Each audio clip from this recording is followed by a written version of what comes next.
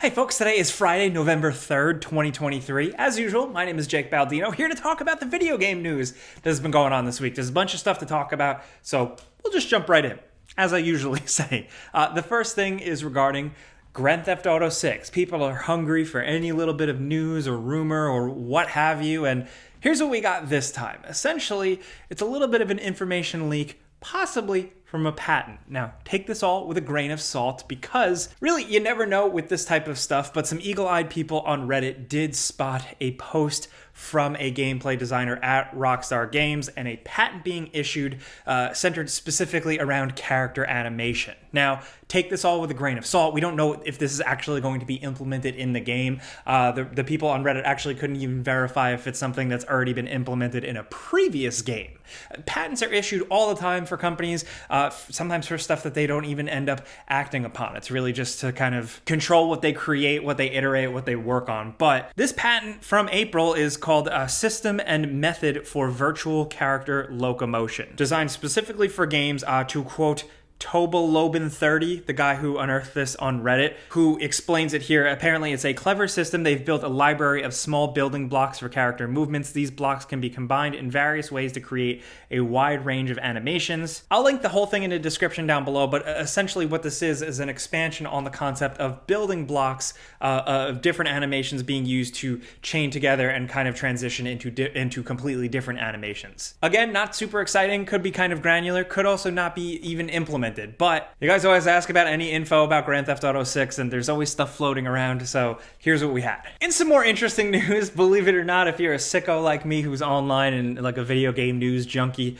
we finally got something about the day before. Now, a lot of people were waiting with bated breath to see what the deal was with this game. It was slated for a November release, but we hadn't really heard anything about it. The last trailer was months back. People were unimpressed. There was issues with the name of this game being caught up in courts, and a lot of people out there still just doubting the fact that this is a real game.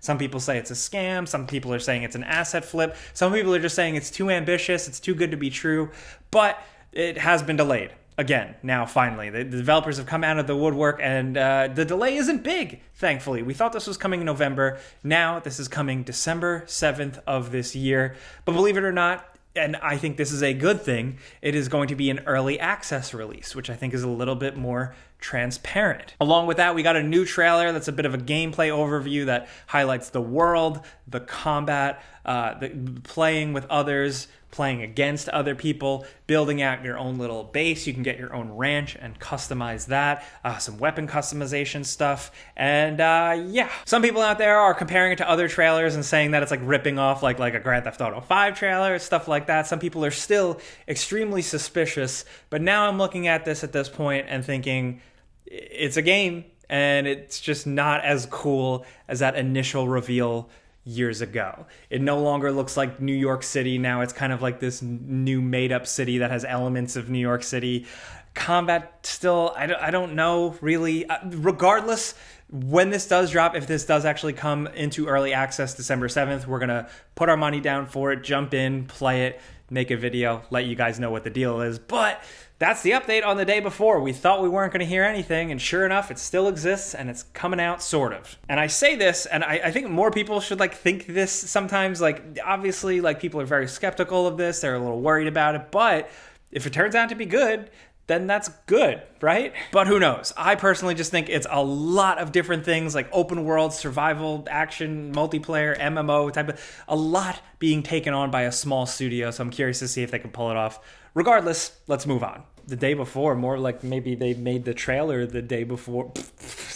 Sorry. This next news is significant, but it's also disappointing, and it is the fact that Bungie has laid off 8% of its workforce. Now, this is significant because it comes after a wave of other game development studios. Despite a good year for gaming, great releases, great sales, so many companies laying off employees. According to Bloomberg, sales at Bungie were running 45% below projections for the year. Apparently, Lightfall didn't quite hit as hard as they were hoping, and also, pre-orders and interest in the final shape are not as big as they were expecting. So they've cut 100 jobs, and this, more than a lot of layoffs, have kind of riled up the community, and a lot of people seemingly in the Destiny community thinking well, what the hell does this mean for the final shape? What is the state of that when so many significant and key people, including like the music composer, have been let go? So we've seen some outcry there, and then as of yesterday, Bungie did put out a statement which doesn't really say much. It's just,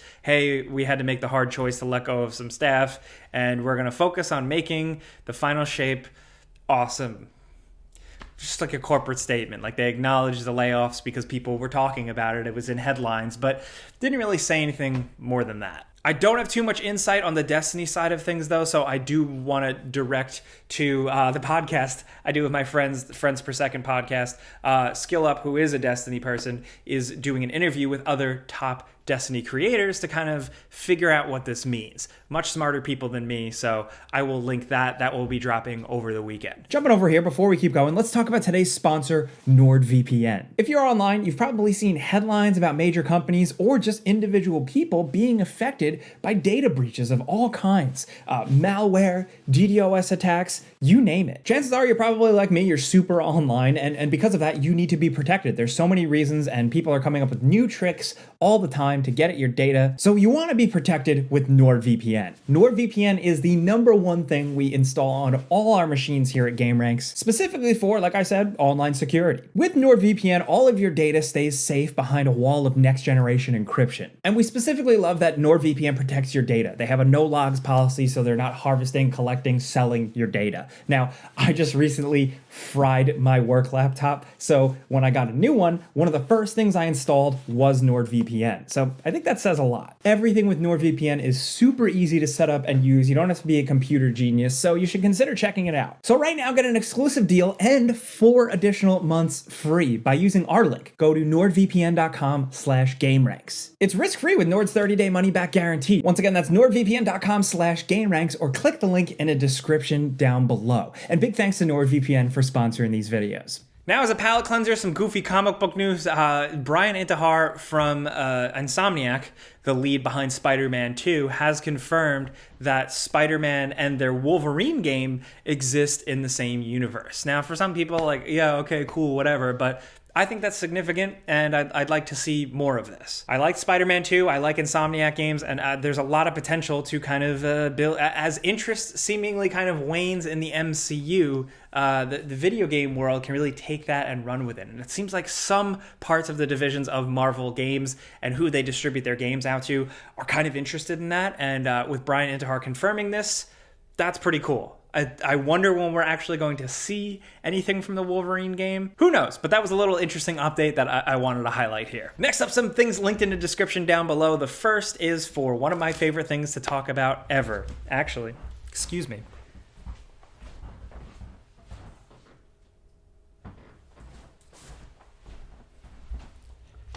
RoboCop, Alex Murphy. RoboCop Rogue City is out, and we put out the before you buy video for it, and it's actually pretty good. It's janky, yes, and it's a flawed game. It's a lower budget game, but for someone like me who was in love with the first movie from a young age, I saw it way too early, they actually understand the property. This is from Teon, the people behind Terminator Resistance, which that wasn't the greatest game ever, but it kind of understood the Terminator franchise better than previous Terminator games. They were given the keys here to RoboCop, and they did a much better job. It is very cool. I don't know, like, if you're not a RoboCop fan, probably not. You probably can't overlook some of the flaws, but for me, who was looking for some RoboCop escapism, I am about it. Yes, unfortunately, like, I hate to report, another good video game has released in the sea of games that have dropped this year. There's too much to play, not enough time on this earth, I keep saying. But I linked the before you buy in the description down below. Also, the trailer for Omni Man. We got a teaser a couple weeks back, but now we got a full flashy gameplay trailer of Omni Man from Invincible, kicking ass. Also, Tremor as a cameo character, which is very cool. But he's doing the fatality with the train thing. Man, it's awesome. Again, like, I always put these out there, and then I say, like, I don't know, NetherRealm, man, they just make like the coolest trailers and the coolest shit. So there you go. We now know that Omni Man is releasing November 9th. So there you go. Also out this week is the Star Ocean Second Story remake. If you want to check that out, it has been received very well. We haven't gotten our hands on it yet, but reviews are looking good, so hell yeah. And something fun and community driven, because like I used to always say this all the time, like when smart people are fans of video games, the sky is the limit. And this is Bloodborne Kart. This is like part of that whole PSX or PS1 demake type of thing. This is a full-fledged game. It is a Bloodborne kart racer, fan-made, that is releasing January 31st. It's gonna have like multiple characters, multiple maps, and I like celebrating stuff like this. This shit is sick, for lack of a better word. Also, I wanted to put this out there because a lot of people were hitting me up about it and asking, Konami put out like a kind of promo video for the Metal Gear Solid Master Collection Volume 1 featuring Solid Snake, Naked Snake voice actor David Hayter. It's kind of him talking up the legacy of the series and ending it with, "This is only the beginning." Roll the clip. I hope you're ready. This is only the beginning. So a lot of people are running wild with that. When I saw this video, I very much was like, this is just like, hey, David Hayter, would you like $5,000 to just come in this room and we'll shoot you for an hour and, you advertise a new game. But some people are thinking this whole "this is only the beginning" thing, like that type of tease is going to lead to more. I think that leading to more is going to be the Master Collection Volume 2. But I've seen wild rumors out there and crazy theories like maybe they're going to go back and put David Hayter's voice in Metal Gear Solid 5 Phantom Pain. I don't know, man. Regardless, the Master Collection is in a rough state technically if you're a stickler like me, but it's a fun video, whatever. So yeah. Also some cool DLC announcements. Remnant 2, another great game that released this year that I don't have enough time for, is getting DLC this November. The Awakened King, despite the generic name, is dropping November 17th. Probably a good excuse to jump into that game again, or if you didn't, but you did play the original and you were waiting, it's good, and I hope the DLC makes it better. And the developers behind Lies of P took a kind of victory lap earlier in the week, announcing that the game has sold over 1 million, and they've also teased their plans for DLC and officially confirmed that they are going to be making a sequel. So we got a little bit of like a concept art, like 2 concept art images for the DLC, one specifically on a boat, maybe like a little bit of a nautical thing.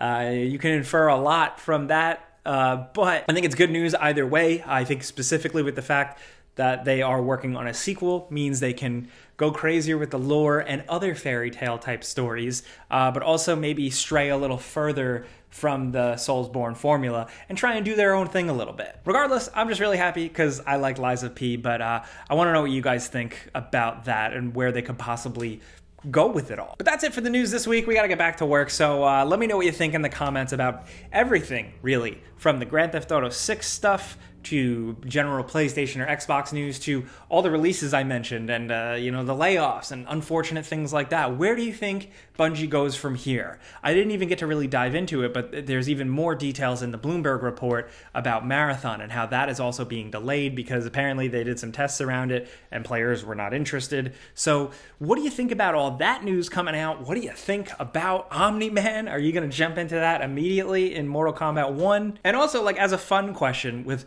Bloodborne Kart being a thing, what other type game would you like to see get a PS1 kart racer type fan game? I'd love to hear. I definitely have some theories of my Metal Gear.